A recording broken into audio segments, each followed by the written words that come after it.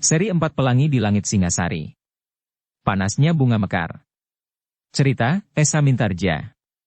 Audiobook, novel silat. Bab 7.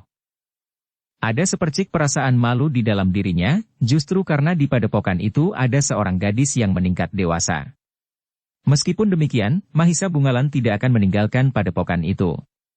Di hari-hari yang dekat, akan ada sekelompok orang-orang Watu Kendeng yang datang ke padepokan itu untuk menanyakan, apakah lamarannya diterima atau ditolak. Menurut pengamatannya, setelah ia mendengar pembicaraan antara Ki Selabajra dan adik Ki Watu Kendeng, maka ia dapat menarik kesimpulan, bahwa Ki Selabajra sendiri tidak akan memaksakan kehendaknya. Tetapi adiknya yang mempunyai beberapa macam sebutan itulah yang telah menakut-nakuti orang-orang dari padepokan Kenanga. Ketika malam menjadi semakin malam, itu sementara orang-orang padepokan Kenanga masih meneruskan latihan-latihannya yang berat, maka Mahisa Bungalan pun dengan hati-hati telah meninggalkan padepokan itu untuk kembali ke tempat persembunyiannya, di pinggir sebuah hutan yang tidak begitu besar. Untuk menghindari kesulitan yang tidak dikehendakinya, maka Mahisa Bungalan telah mencari tempat untuk tidur di atas dahan-dahan yang lebat tetapi tidak terlalu tinggi. Dengan menyilangkan beberapa potong kayu dari dahan ke dahan, dan diikat dengan lulup maka Mahisa Bungalan telah membuat pembaringan yang menyenangkan sejak ia berada di tempat itu. Hampir setiap hari, Mahisa Bungalan selalu mengawasi padepokan Kenanga. Di siang hari ia menunggui jalan memasuki padukuhan itu dari arah Watu Kendeng meskipun dari kejauhan, sedangkan di malam hari, ia bahkan selalu mendekati padepokan itu. Sepekan setelah lamaran Ki Watu Kendeng disampaikan, maka hati Mahisa Bungalan menjadi berdebar-debar. Ia sendiri tidak mengerti, kenapa ia menjadi sangat gelisah. Bukan karena ia menjadi silau terhadap orang yang memiliki bermacam-macam gelar itu. Tetapi ia selalu menjadi gelisah jika ia mengingat niat Ken Padmi untuk menerima saja lamaran itu untuk menghindari kemungkinan yang lebih buruk, yang dapat terjadi atas padepokan Kenanga. Itu bukan urusanku, tiba-tiba saja Mahisa Bungalan menggeram. Namun kemudian ia tidak dapat menghindari kenyataan, bahwa ia telah berada di sekitar padepokan itu untuk sepekan lamanya.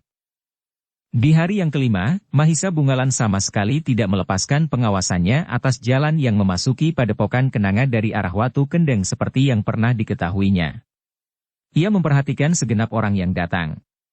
Apalagi jika ia melihat debu yang mengepul oleh sentuhan kaki kuda. Tetapi sampai menjelang matahari turun di ujung barat, ia tidak melihat iring-iringan dari padepokan Watu Kendeng, sehingga justru karena itu, ia menjadi semakin gelisah karenanya. Namun ketika langit menjadi suram, barulah ia melihat iring-iringan dari kejauhan. Karena itulah, maka Apun segera berusaha berlindung di balik sebatang pohon beberapa langkah dari jalan. Tidak ada seorang pun yang memperhatikan gerumbul-gerumbul perdu yang berserakan di antara rumput ilalang yang tumbuh liar di pinggir sebuah sungai kecil.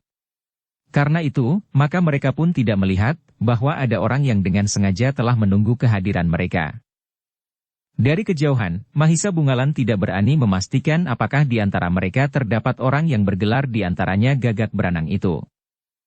Kenapa mereka menunggu sampai menjelang senja, gumam Mahisa Bungalan. Namun menurut dugaan Mahisa Bungalan, hal itu telah disengaja oleh adik Ki Watu Kendeng. Ia akan dapat berbuat banyak di malam hari. Dalam kegelapan, ia mampu melawan banyak orang padepokan Kenanga dengan caranya. Tetapi tiba-tiba ia pun bergumam, tetapi hal ini akan lebih baik pula bagiku. Aku akan dapat menonton pertunjukan itu dari jarak yang tidak terlalu jauh. Bahkan jika mungkin dapat mendengarkan percakapan mereka. Mahisa Bungalan yang pernah tinggal di padepokan Kenanga telah mengenal keadaan padepokan itu dengan baik, sehingga ia akan dapat menempatkan diri untuk mengamati keadaan padepokan itu. Karena itu, maka Mahisa Bungalan pun segera mempersiapkan diri. Tetapi ia masih menunggu beberapa saat dengan gelisah agar gelap segera turun menyelimuti seluruh padepokan Kenanga. Tentu tidak akan segera terjadi sesuatu, berkata Mahisa Bungalan kepada dirinya sendiri, mula-mula mereka akan dijamu. Baru kemudian mereka akan berbicara tentang gadis itu. Pada saat itulah, paman anak muda dari Watu Kendeng itu akan menunjukkan, apakah yang telah dikatakanlah itu sekedar ancaman atau benar-benar akan disertai dengan sikap dan perbuatan. Dalam pada itu, maka iring-iringan itu pun telah diterima oleh Ki Selabajra dengan sebaik-baiknya. Tidak terkesan sama sekali di wajahnya, bahwa ia pernah mendapat ancaman dari orang yang pernah mendapat gelar macan kajiman yang ada juga di dalam iring-iringan itu. Namun dalam pada itu, macan kajiman itu menggamit seorang pengiringnya yang berada di sampingnya. Dengan berbisik ia berkata, tidak akan lepas lagi. Gadis itu tentu akan dapat dibawa ke Watu Kendeng. Untunglah kuda pramuja yang mempunyai seorang paman yang mengerti tentang keadaannya, jawab pengiringnya. Macan kajiman mengerutkan keningnya. Namun kemudian ia berbisik di telinga pengiringnya, kau adalah pengikutku yang setia. Jangan hiraukan orang-orang Watu Kendeng. Juga jangan hiraukan kuda pramuja. Jika gadis itu sudah di Watu Kendeng, kau tahu apa yang harus kau lakukan. Kesannya adalah gadis itu melarikan diri. Pengiring macan kajiman itu tersenyum. Namun mereka tidak dapat berbicara, lebih banyak lagi, karena iring-iringan itu telah dipersilahkan naik ke pendapa. Ketika para tamu dari Watu Kendeng itu telah duduk di atas tikar pandan yang putih, maka mulailah mereka seperti yang terbiasa, saling bertanya tentang keselamatan di perjalanan, dan keluarga yang ditinggalkan. Namun dalam pada itu, pengiring macan kajiman yang juga disebut alap-alap wareng itu menjadi sangat gelisah, ia memang bukan orang Watu Kendeng. Tetapi ia adalah memang pengawal macan kajiman itu. Meskipun demikian, ia tidak dapat mengerti kenapa hal itu sampai hati dilakukannya. Ia sudah terbiasa melakukan kekerasan untuk memaksakan kehendaknya dan kehendak macan kajiman. Tetapi terhadap orang lain. Tidak terhadap keluarga sendiri. Jika macan kajiman yang juga bernama Gagak Beranang itu memaksakan kehendaknya kepada Ki Selabajra agar memberikan anak gadisnya kepada anak Watu Kendeng, itu masih dapat dimengerti. Tetapi menurut tangkapannya yang sekilas, sesudah gadis itu berada di Watu Kendeng, maka gadis itu akan dilarikannya, tetapi dengan kesan bahwa gadis itu telah melarikan dirinya sendiri. Rencana yang paling gila, geram pengikutnya itu.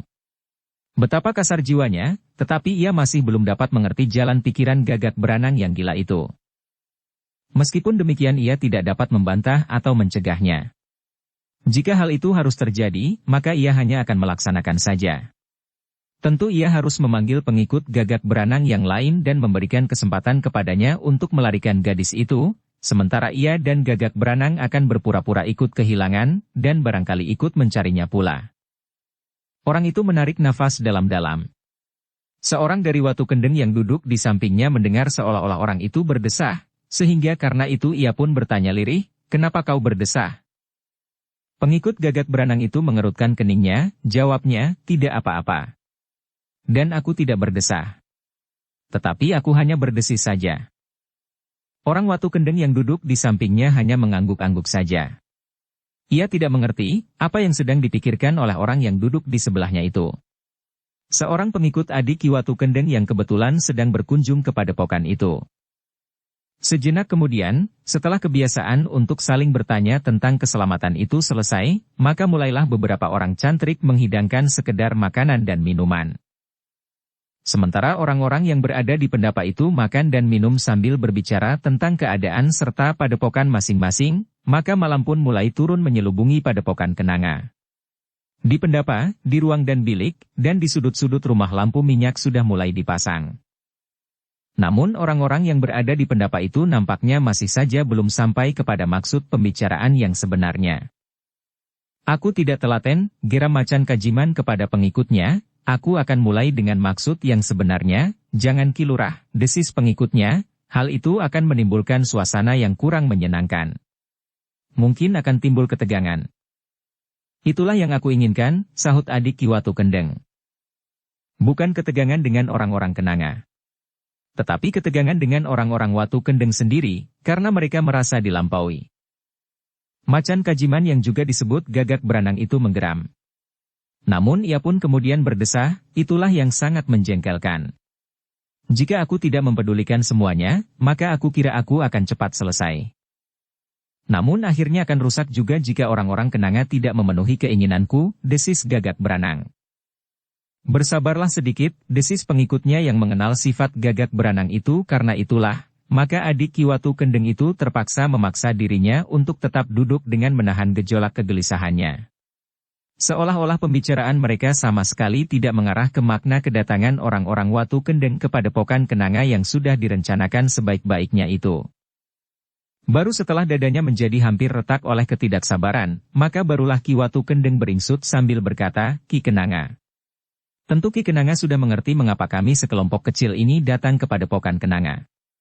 Beberapa hari yang lalu, kamu sudah pernah datang kemari kan mengajukan satu masalah yang menyangkut anak gadis Padepokan Kenanga. Karena itu, maka seperti yang telah kami katakan, sekarang kami datang untuk bertanya, keputusan yang diambil oleh anak gadis Ki Kenanga itu." Ki Kenanga menarik nafas dalam-dalam. Bagaimanapun juga, terasa jantungnya bergetar. Apalagi ketika sekilas dilihatnya, adik Ki Watu Kendeng yang memandanginya dengan tajamnya. Setelah beringsut sejengkal, maka Ki Selabajra itu pun berkata dengan nada yang gelisah, "Ki Watu Kendeng. Betapa rasa terima kasih kami atas kunjungan Ki Watu Kendeng, dan apalagi Ki Watu Kendeng berkenan memandang anak gadis Padepokan yang tidak berarti ini." Gagak Beranang pun mulai berdebar-debar. Jika orang itu tidak memenuhi keinginannya, maka ia tentu tidak akan dapat menahan diri lagi. Ki Watu Kendeng, dan apalagi Ki Watu Kendeng berkenan memandang anak gadis Padepokan yang tidak berarti ini. Ki Watu Kendeng, Ki Selabajra meneruskan, "Seperti yang aku katakan, karena bukan aku yang akan menjalaninya, maka aku pun telah menyampaikan lamaran yang sangat kami hargai itu kepada anak gadisku." Ki Watu Kendeng mengerutkan keningnya. Sementara wajah anak laki-lakinya pun menjadi tegang. "Gila," geram Gagak Beranang, "kenapa ia harus berputar-putar seperti orang mabuk tuak?" Sementara itu Ki Selabajra meneruskan, "Ki Watu Kendeng, sebagai orang tua, maka aku tidak lebih dari sekedar mengatakan apa yang dikatakan oleh anakku." Ya, Ki Selabajra, Ki Watu Kendeng pun seolah-olah tidak sabar lagi menunggu. "Sebelumnya, aku mohon maaf yang sebesar-besarnya. Bukan maksud anakku menolak lamaran Ki Watu Kendeng bagi anak laki-laki yang tidak bercacat, Angger Kuda Pramuja, tetapi sekedar karena merasa kekecilan diri dan kekurangannya. Apalagi anakku masih terlalu muda, sehingga saat ini, ia masih belum dapat menerima lamaran itu, karena anakku masih belum berhasrat dan belum memikirkan hari-hari perkawinan." Jawaban itu membuat wajah Ki Watu Kendeng menegang sejenak, seperti juga wajah-wajah orang Watu Kendeng yang lain. Apalagi wajah Gagak Beranang yang menjadi merah padam. Dadanya yang bagaikan akan meledak, membuat nafasnya menjadi sesak. Dalam pada itu, Ki Watu Kendeng pun menarik nafas dalam-dalam sambil berkata, "Ki Kenanga. Betapa besar harapan kami, bahwa lamaran kami akan dapat diterima.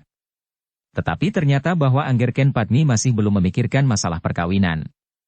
Tetapi Ki Selabajra, apakah hal itu berarti bahwa kami masih dapat menunggu dan berharap, bahwa pada suatu saat, jika Ken Padmi telah menjadi semakin dewasa, lamaran kami ini akan dapat kami sampaikan sekali lagi?" Pertanyaan itu di luar dugaan Ki Selabajra. Karena itu, maka ia pun menjadi bingung. Bagaimana ia harus menjawab pertanyaan itu tanpa menyinggung perasaannya, tetapi juga tidak membebani jiwanya untuk masa yang panjang. Ketika ia berbicara tentang anak gadisnya, dan hanya dengan sepintas dan bergurau, ia tidak menolak permintaan Ki Watu Kendeng untuk mengikat tali kekeluargaan, maka Ki Watu Kendeng itu menganggap bahwa ia boleh mengharapkan kemungkinan itu dapat benar-benar terjadi. Namun dalam pada itu, selagi Ki Selabajra mencari jawaban yang paling baik, maka terdengar seseorang berkata lantang, "Kenapa kami masih harus menunggu dan sekedar berharap?" Semua orang berpaling ke arah suara itu. Dengan tegang mereka memandang Gagak Beranang yang wajahnya menjadi merah. Hal itulah yang telah diduga lebih dahulu oleh Ki Selabajra. Karena itu, maka ia justru tidak begitu terkejut karenanya, meskipun ia tidak segera menjawab. "Kakang Watu Kendang," berkata orang itu, "apakah Kakang hanya dapat mengelus dada sambil memeluk nasib malang?" Ki Watu Kendeng memandang adiknya dengan tegang. Kemudian ia pun bertanya, "Apakah maksudmu? Jangan merajuk seperti kanak-kanak Kakang. Berkatalah dengan tegas, bahwa gadis itu kau perlukan bagi Kuda Pramuja, jangan bertanya, boleh atau tidak boleh. Tetapi katakanlah sesuai dengan yang kau harapkan." Ki Watu Kendeng menarik nafas dalam-dalam. Kemudian jawabnya, "Kita berada dalam lingkungan hidup yang luas. Itulah sebabnya kita harus menyangkutkan kepentingan kita sendiri dengan kepentingan orang lain. Jika di dalam hidup yang saling berhubungan ini kita hanya memikirkan kepentingan kita sendiri tanpa menghiraukan kepentingan orang lain, maka pergaulan kita akan sering terganggu. Dalam banyak hal, yang Kakang katakan itu benar. Tetapi satu hal ini adalah hal yang tidak dapat sekedar memikirkan kepentingan orang lain. Kakang harus memikirkan hari depan kuda Pramuja yang akan meneruskan jalur keluarga Kakang. Apakah Kakang rela melihat hidupnya selalu dibayangi oleh kekecewaan dan kesepian? Ki Selabajra mengerutkan keningnya. Ketika ia memandang wajah Ki Watu Kendeng, maka nampak betapa bedanya bayangan sifat dan watak pada kedua kakak beradik itu. Apalagi ternyata dengan sareh Ki Watu Kendeng berkata, tetapi bukan berarti bahwa kita sudah kehilangan kesempatan untuk selama-lamanya. Adiknya justru menggeram. Katanya, Kakang akan menunggu sampai berapa tahun? Di tahun pertama, Ki Kenanga akan menjawab seperti yang dikatakannya sekarang. Mungkin di tahun kedua ia masih berkata bahwa anaknya belum ingin kawin.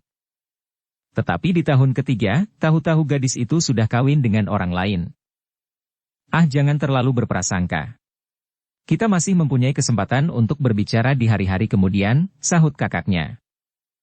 Tetapi seperti yang diduga oleh Ki Selabajra, maka Gagak Branang itu berkata, Kakang tidak perlu menunggu. Kedatangan kita kali ini adalah keputusan terakhir. Kita datang untuk mengambil gadis itu. Boleh atau tidak boleh, mau atau tidak mau. Wajah Ki Watu Kendeng menjadi tegang. Apalagi ketika adiknya berkata, Kakang, serahkan persoalannya kepadaku. Tetapi yang ada di pendapa itu menjadi berdebar-debar, ketika Ki Watu Kendeng justru menjawab, itu bukan watakku. Aku adalah seorang yang menyadari keadaan diri dan padepokanku. Apalagi masih ada kesempatan di hari mendatang, sedangkan seandainya gadis itu menolak sekalipun, aku tidak akan dapat memaksa. Kakang terlalu baik hati.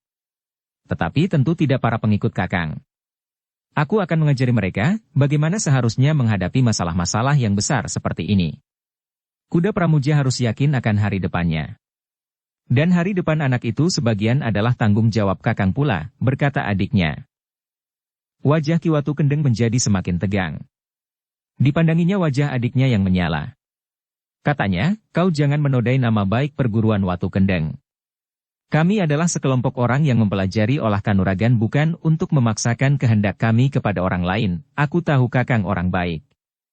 Tetapi Kakang juga silau melihat perguruan Kenanga. Kakang mungkin pernah mendengar bahwa Ki Selabajra memiliki ilmu yang tinggi dan kemampuan aji yang sulit tandingnya. Gagak Branang itu berhenti sejenak, lalu katanya melanjutkan, Kakang, serahkan orang-orang Kenanga ini kepadaku dan kepada kuda Pramuja beserta pengiringnya. Semuanya akan selesai dengan baik. Baik bagi Kakang dan baik bagi kuda Pramuja. Jika Ki Kenanga tidak berkeras kepala, maka akibatnya akan baik juga bagi Ki Kenanga dan anak gadisnya itu. Aku tidak sependapat, berkata Ki Watu Kendeng dengan tegas. Lalu, aku masih menghormati pergaulan antara manusia. Aku masih belum memilih jalan kehidupan seperti binatang di rimba. Siapa yang kuat, ia berhak memaksakan kehendaknya pada yang lemah, sampai membunuh sekalipun tanpa tanggung jawab.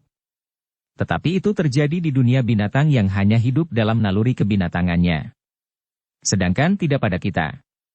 Kita mempunyai nalar budi dan perasaan. Dengan demikian kita tidak akan dapat bertindak sekasar itu. Kakang terlalu banyak pertimbangan. Sekarang, silahkan Kakang bertanya kepada kuda Pramuja. Apakah prasetyanya bagi bakal istrinya, berkata Gagak Branang. Ki Watu Kendeng termangu-mangu sejenak.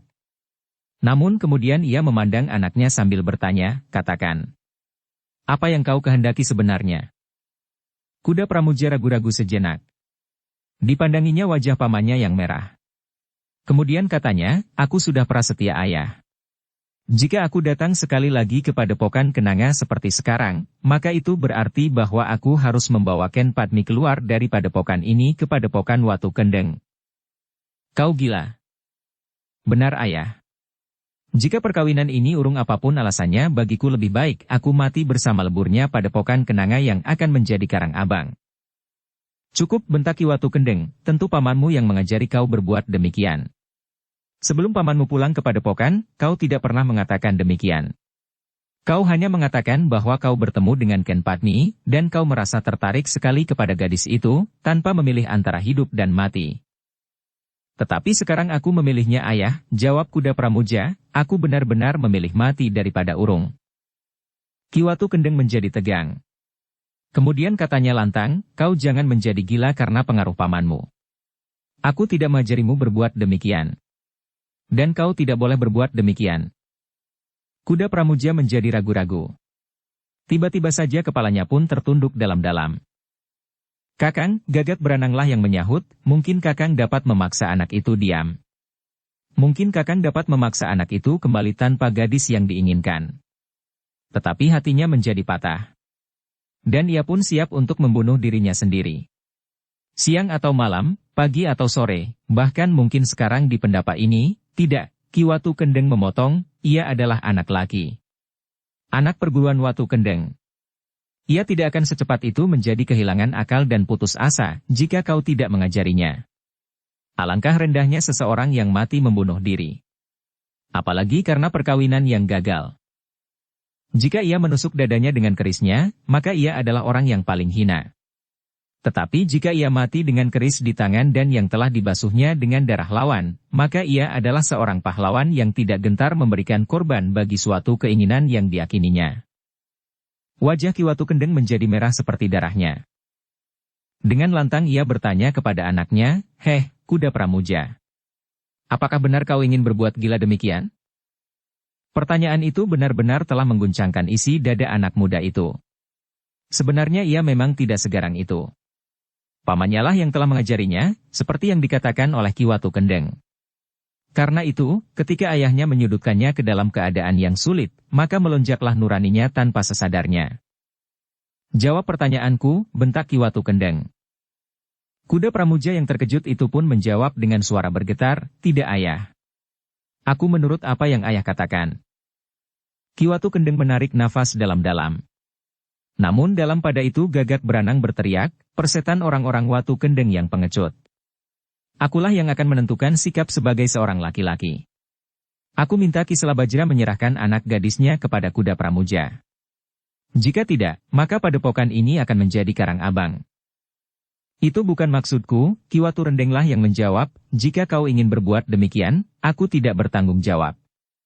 Bahkan seandainya kau berhasil merampas gadis kenanga itu dengan kekerasan, ia tidak akan menjadi istri anakku. Anakku hanya beristri dengan orang yang dapat menerimanya dengan ikhlas. Tidak karena terpaksa atau dengan dorongan lain yang tidak dikehendakinya sendiri." Gagak Beranang itu benar-benar menjadi marah. Dengan kasar ia pun kemudian meloncat dari pendapa sambil berteriak, "Aku sudah terlanjur mengatakan maksudku. Aku akan merampas gadis itu dari padepokan kenanga. Jika orang-orang Watu Kendeng akan menghalang-halangi aku, maka mereka pun akan menjadi lawanku yang akan aku singkirkan dari muka bumi. Tegasnya, aku akan membunuh siapa saja yang akan menghalang-halangi niatku mengambil gadis itu. Jika kuda Pramuja yang ternyata seorang pengecut itu tidak akan menerimanya, maka aku akan mengambilnya menjadi istriku sendiri."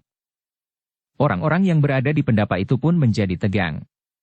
Mereka sama sekali tidak mengira bahwa Gagak Beranang telah benar-benar menjadi seperti orang yang nguru tanpa menghiraukan apapun juga. Bahkan kakaknya pun sama sekali tidak dapat mempengaruhi sikapnya. "Nah, Ki Selabajra. Sebelum peristiwa yang buruk itu terjadi di atas padepokanmu, panggillah anakmu dan serahkanlah kepadaku. Karena kau dan orang-orangmu bahkan bersama orang-orang Watu Kendeng yang ada di sini, tidak akan dapat berbuat apa-apa atasku dan orang-orangku. Kau hanya sendiri. Apa yang dapat kau lakukan?" bertanya kakaknya. "Yang nampak, aku hanya berdua," jawab Gagak Beranang, "tetapi jika diperlukan, aku akan dapat memanggil orang-orangku yang setia untuk menghancurkan padepokan ini."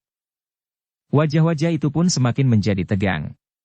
Pengiring Gagak Beranang itu pun menjadi berdebar-debar pula. Peristiwa itu terjadi terlalu cepat. Pembicaraan di pendapa itu telah patah sesaat saja dari kata-kata pembukaan. Terlalu, desisnya, Ki Lurah tidak dapat menahan diri menghadapi keadaan ini. Tetapi justru karena ialah yang telah tergila-gila dengan gadis padepokan kenanga itu. Namun demikian, pengikutnya itu tidak dapat berbuat lain daripada mempersiapkan diri. Jika keadaan tidak lagi dapat dikuasai, maka ia pun harus bertempur. Ia mengerti betapa tingginya kemampuan Gagak Beranang. Tetapi ia menjadi berdebar-debar karena jumlah lawan yang terlalu banyak.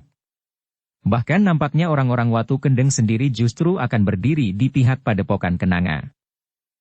Namun dalam pada itu, di luar pengetahuan pengiring Gagak Beranang itu, 3 orang adik seperguruan Gagak Beranang sedang merayap mendekati Padepokan Kenanga. Mereka tahu bahwa keadaan akan segera membakar pertemuan itu seperti yang dipesankan oleh Gagak Beranang. Karena itulah, maka mereka pun telah mempersiapkan diri, sejak Gagak Beranang memasuki Padepokan Kenanga. Nampaknya suasana Padepokan itu telah meningkat menjadi panas, berkata salah seorang dari ketiga orang itu. Ya. Kau dengar suara macan kajiman itu?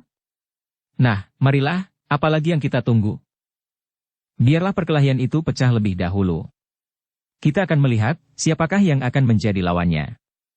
Baru kita akan turun sambil mengejutkan mereka, jawab yang lain.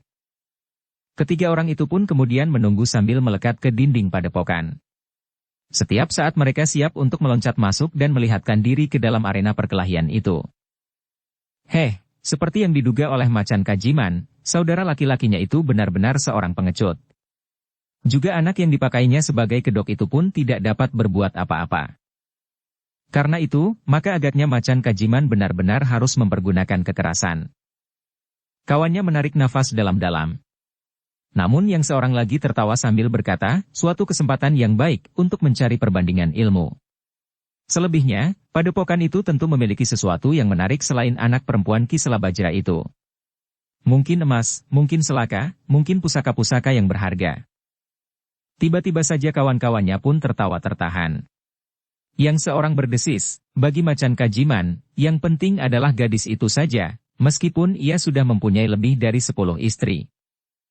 Ketiga orang adik seperguruan Gagak Beranang itu hampir tidak dapat menahan suara tertawanya. Namun untunglah, bahwa suara itu tidak terdengar dari dalam halaman yang sedang dicengkam oleh ketegangan.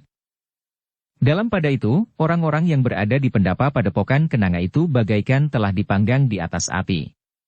Makerti yang sejak semula hanya berdiam diri saja, tidak lagi dapat menahan diri. Tetapi ketika ia siap untuk meloncat, Ki Selabajra telah menggamitnya sambil berbisik, orang itu bukan lawanmu. Tetapi jantungku bagaikan retak guru, desis Makerti. Ki Selabajra menggelengkan kepalanya. Bahkan ketika gemak Werdi bergeser, ia pun menggeleng lemah. Aku akan turun ke halaman, desis Ki Selabajra. Dengan dada tengadah, maka Ki Selabajra pun kemudian melangkah ke tangga pendapa. Tetapi langkahnya tertahan ketika Ki Watu Kendeng meloncat ke sampingnya sambil berkata, Ki Kenanga. Jangan kau hadapi anak itu seorang diri. Kenapa? Ia memiliki ilmu iblis. Apapun yang akan terjadi Ki Watu Kendeng, aku adalah ayah dari gadis yang dikehendakinya dengan kekerasan. Aku harus mempertahankannya sampai kemampuanku yang terakhir. Kemarilah, teriak Gagak Beranang, jika kau ingin mati, turunlah ke halaman. Saat mereka siap untuk meloncat masuk dan melihatkan diri ke dalam arena perkelahian itu. Aku akan menyertainya, di luar dugaan Ki Watu Kendeng berteriak, akulah yang menyebabkan keonaran ini terjadi. Jika aku tidak datang melamar anak Ki Selabajra, maka tidak akan terjadi seperti ini. Karena itu, biarlah aku menebus kesalahan ini dengan mempertaruhkan hidupku bersama Ki Selabajra. Pengerut, minggirlah Kakang, teriak Gagak Beranang, aku masih merasa segan membunuh saudara kandung meskipun aku tahu tingkat kemampuanmu. Aku mengerti bahwa tingkat kemampuanmu adalah tingkat kemampuan iblis. Tetapi panggilan nuraniku memaksa aku untuk melibatkan diri dalam pertempuran ini. Mungkin aku dari Ki Selabajra masih belum dapat mengimbangi kemampuanmu. Tetapi di sini ada beberapa orang murid Padepokan Kenanga dan beberapa orang murid Watu Kendeng. Betapapun tinggi ilmumu beserta seorang pengiringmu itu, namun kau tidak akan mampu melawan kami yang lebih dari 10 orang ini. Gagak Beranang tertawa. Katanya, apa artinya 10 orang itu bagiku dan bagi pengiringku? Bahkan mungkin masih ada orang lain yang akan membantuku. Kalian akan segera terkapar mati di halaman Padepokan ini, sementara aku akan membawa gadis Kenanga itu. Ketegangan di halaman itu pun sudah memuncak. Ketika Ki Kenanga dan Ki Watu Kendeng turun ke halaman, maka setiap orang telah berloncatan turun pula. Kita akan bertempur bersama-sama, teriak Ki Watu Kendeng, aku mengerti, apa yang dapat dilakukan oleh iblis itu. Gagak Beranang tertawa keras-keras. Semakin lama menjadi semakin keras. Di antara derai tertawanya terdengar ia berkata, kalian mulai berputus asa. Baik. Aku mengakui bahwa aku tidak akan dapat melawan 10 orang sekaligus. Tetapi aku tidak sendiri. Aku datang berdua dengan pengiringku. Nah, dengan demikian, kalian tidak akan dapat melawan aku. Apalagi jika saudara-saudara seperguruanku datang pula saat ini. Jangan menakut-nakuti, desis Ki Watu Kendeng, kau memang hanya berdua. Sementara itu, salah seorang dari ketiga orang saudara seperguruan Gagak Beranang berkata, ia sudah menyebut kita bertiga, jika demikian, marilah. Apa yang kita tunggu lagi, sahut yang lain. Yang seorang terdiam sejenak. Namun kemudian katanya, marilah kita meloncat dinding. Tunggu, desis yang lain, aku akan mempersiapkan diri untuk tertawa. Heh, bukankah dengan tertawa kita akan menjadi semakin garang? Suara tertawamu jelek. Biar aku sajalah yang tertawa seperti Guntur. Aku sudah mempelajari gelap ngampar serba sedikit, ketiga orang itu pun segera mempersiapkan diri. Sejenak kemudian, di saat ketegangan di halaman memuncak, terdengarlah suara tertawa meledak. Setiap orang di halaman itu pun berpaling. Mereka dengan berdebar-debar melihat tiga orang berloncatan dinding halaman. Dalam pada itu, maka Gagak Beranang pun berteriak lantang, lihatlah. Saudara-saudaraku yang setia itu telah datang. Gila, geram Ki Watu Kendeng, jadi kau memang sudah mempersiapkan perampokan ini. Jangan menyesali apa yang terjadi, Kakang, jawab Gagak Beranang, jika kau masih ingin hidup, menyingkirlah. Sudah aku katakan, aku masih segan membunuhmu. Persetan, geram Ki Watu Kendeng, bunuhlah aku paling dahulu. Tiba-tiba saja Ki Watu Kendeng menarik kerisnya yang besar yang melekat di punggung. Dengan tangkasnya ia meloncat menusuk dada adiknya yang telah mengkhianatinya itu. Tetapi Gagak Beranang mampu bergerak lebih cepat. Ia bergeser selangkah, sehingga tusukan Ki Watu Kendeng tidak mengenainya. Serangan itu telah merupakan aba-aba yang melibatkan semua orang di halaman itu untuk bertempur. Sementara ketiga saudara Gagak Beranang itu pun segera turun pula memasuki arena. Dalam pada itu, orang-orang Watu Kendeng menjadi termangu-mangu. Kuda Pramuja pun berdiri saja kebingungan. Tetapi sejenak kemudian, ketika ia melihat ayahnya mulai bertempur, maka ia pun berteriak, jangan bingung. Aku bukan pengecut seperti yang dikatakan oleh Paman. Aku hanya bingung. Tetapi aku sekarang sudah mengerti apa yang sebenarnya terjadi. Orang-orang Watu Kendeng yang termangu-mangu itu pun segera menemukan sikap. Mereka pun segera turun ke arena bersama kuda Pramuja. Tetapi mereka pada umumnya tidak siap untuk bertempur. Mereka tidak membawa senjata yang memadai, selain sebilah keris, karena mereka memang tidak bersiap untuk bertempur. Mereka datang untuk melamar. Sementara itu, orang-orang padepokan Kenanga yang telah menduga bahwa akan terjadi kekerasan, telah bersiap-siap meskipun masih tersembunyi. Tetapi demikian pertempuran terjadi, maka salah seorang dari mereka telah dengan tergesa-gesa mempersiapkan senjata dan menyerahkan kepada Makerti, Gemak Werdi dan ketiga orang murid tertinggi Padepokan Kenanga. Meskipun mereka masih belum selesai, tetapi mereka telah memiliki bekal yang cukup untuk menjaga dirinya sendiri. Namun ternyata lawan mereka adalah orang-orang yang luar biasa. Di halaman itu adalah 5 orang yang memiliki kemampuan melampaui setiap orang yang ada di padepokan itu, bahkan Ki Watu Kendeng dan Ki Selabajra pun tidak akan dapat mengimbanginya. Hanya karena jumlah mereka yang lebih banyak, maka mereka pun dapat berusaha untuk membatasi gerak lawan mereka dengan bertempur berpasangan. Gila, desis Ki Selabajra, ternyata orang itu memang licik, selain memiliki kemampuan yang luar biasa. Namun dalam pada itu, sejenak kemudian maka segera nampak betapa lemahnya orang-orang Watu Kendeng dan orang-orang Padepokan Kenanga.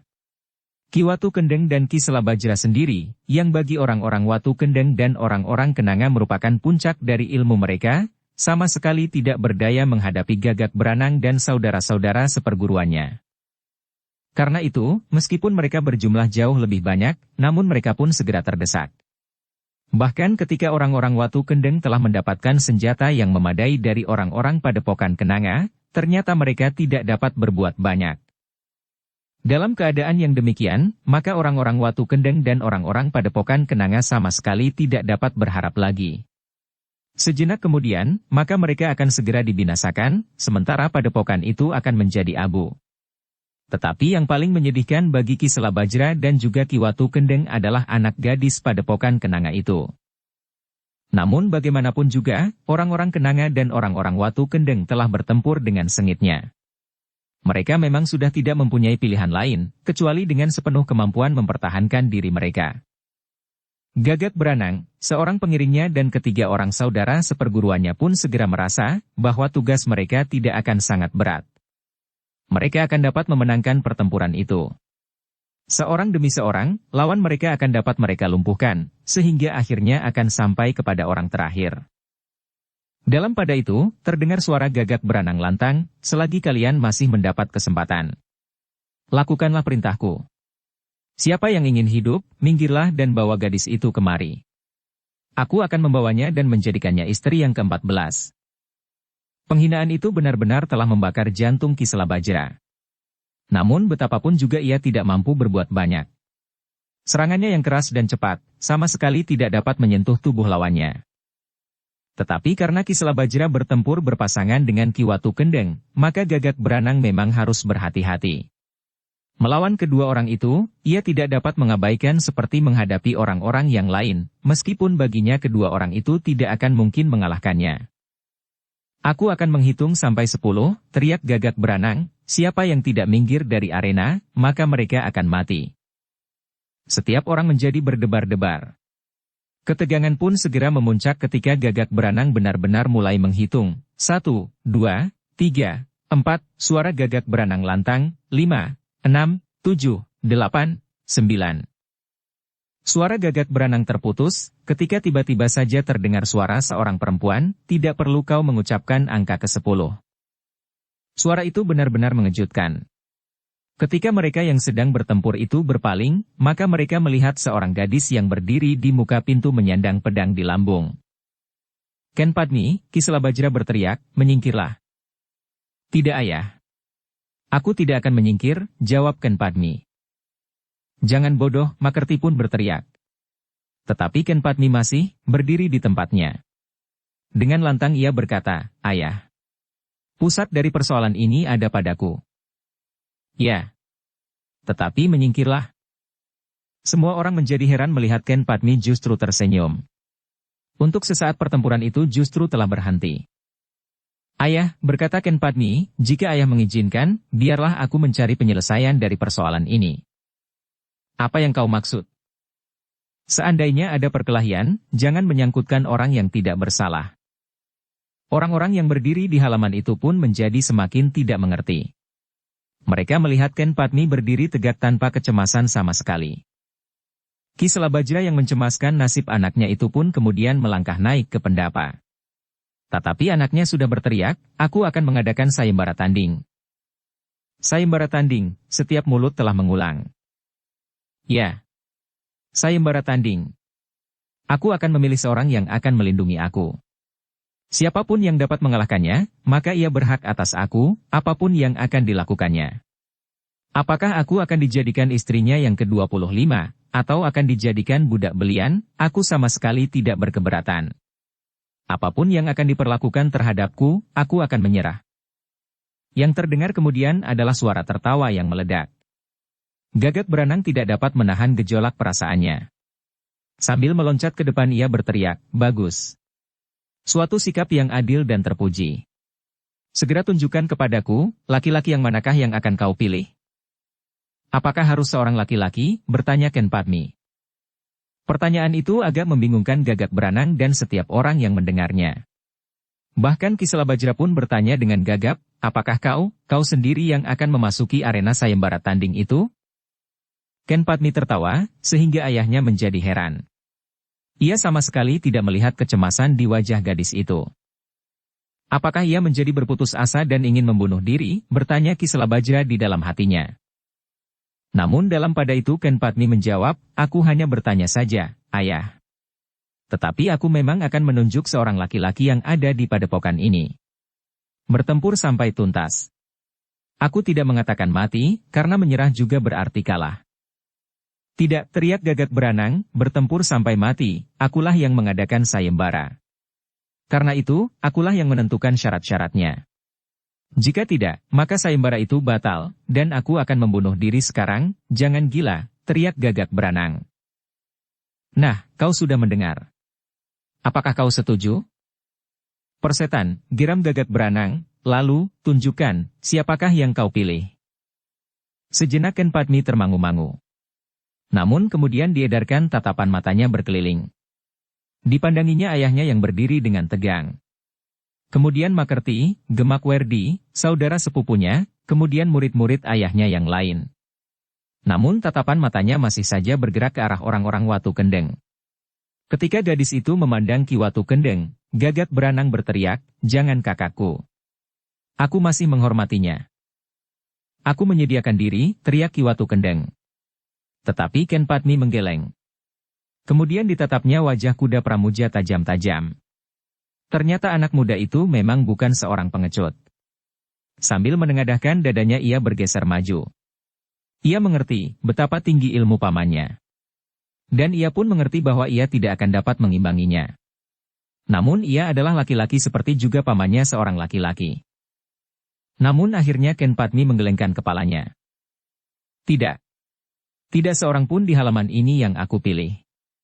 Karena itu aku akan memilih seorang cantrik yang tidak masuk hitungan. Kau gila, teriak Gagak Branang. Ken Padmi tersenyum. Kemudian ia mundur selangkah dan menarik sebuah tangan dari sisi pintu. Ketika seorang laki-laki muncul, maka gemparlah halaman padepokan Kenanga. Terutama orang-orang padepokan itu sendiri. Dengan mulut ternganga mereka berdesis, "Mahisa Bungalan. Kenapa ia berada di sini?" Sementara itu Ken Padmi pun mendorong Mahisa Bungalan ke tengah-tengah pendapa. Cahaya lampu minyak yang kemerah-merahan jatuh ke wajahnya yang tegang. "Gila," teriak Gagak Branang, "siapakah laki-laki itu? Ia adalah pekatik ayahku. Ia bukan muridnya dan ia bukan seorang yang garang seperti kau. Tetapi ia sudah bersedia untuk memasuki arena, mewakili kawan-kawannya dari Padepokan Kenanga." Gagak Branang termangu-mangu sejenak. Dengan tegang dipandanginya laki-laki yang berdiri di tengah-tengah pendapa, itu. Menilik bentuk tubuhnya, maka ia adalah seorang yang memiliki ilmu kanuragan. Sejenak Gagak Branang termangu-mangu.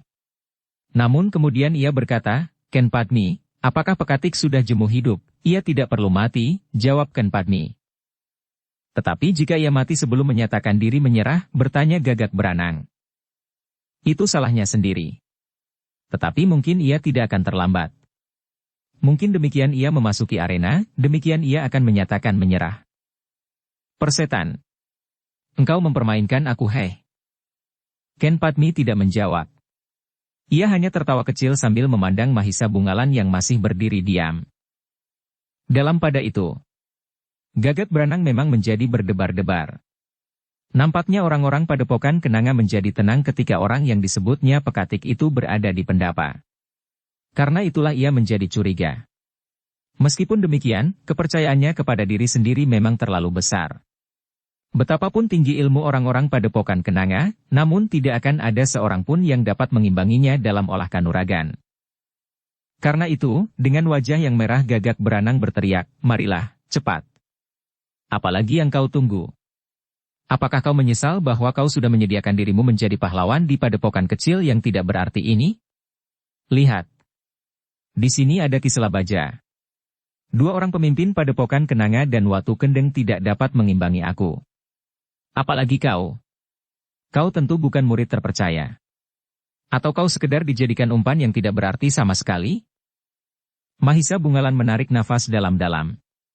Namun kemudian, ia melangkah maju sambil berkata, "Aku memang telah menyediakan diriku apapun yang akan terjadi atasku. Bagi seorang gadis, maka sayembara adalah bebana. Yang paling terhormat dari bebana itu adalah perang tanding. Kalah atau menang memang bukan persoalan pokok. Tetapi perang tanding itulah yang menentukan harga seorang gadis. Jika ia direbut dengan titik darah, maka ia adalah gadis yang berharga. Tidak seorang pun yang akan bersedia mengorbankan badannya apalagi nyawanya, bagi seorang gadis yang tidak akan berarti apa-apa bagi hidupnya. Sebaliknya, jika ia seorang gadis yang sangat berharga baginya, maka seseorang akan bersedia merebutnya dengan taruhan yang paling mahal. Yaitu hidupnya." Gagak Branang tergetar hatinya.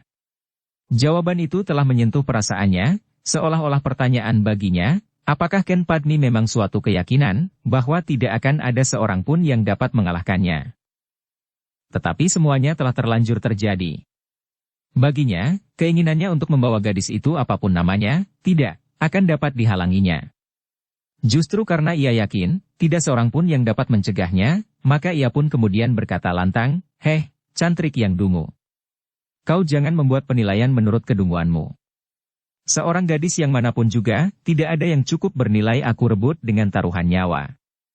Tetapi karena aku tahu, bahwa yang ada hanyalah tikus-tikus kecil, maka aku datang untuk mengambilnya.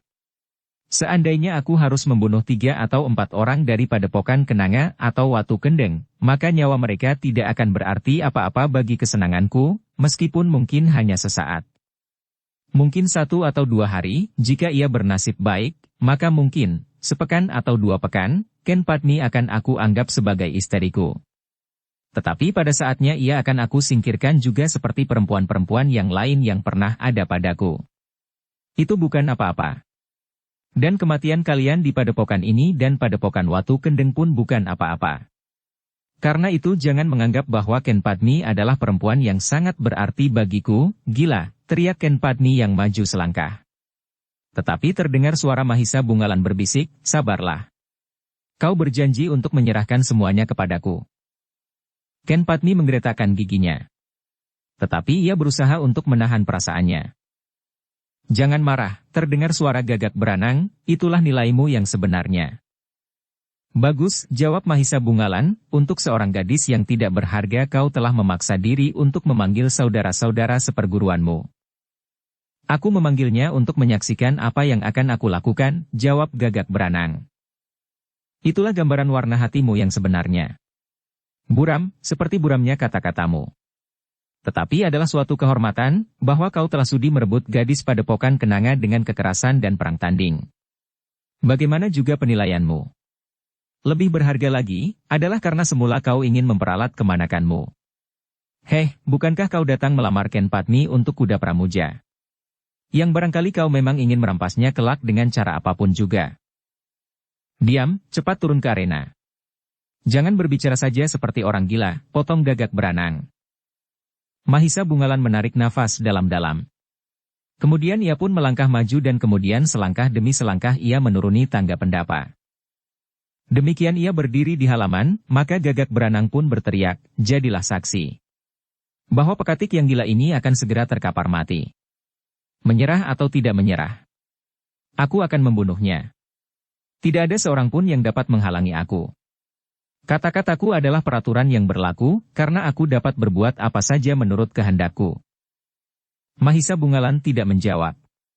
Tetapi ia bergeser maju mendekat. Gagak Beranang mengerutkan keningnya. Ia melihat pekatik itu benar-benar seperti orang gila yang tidak sadar apa yang sedang dilakukannya.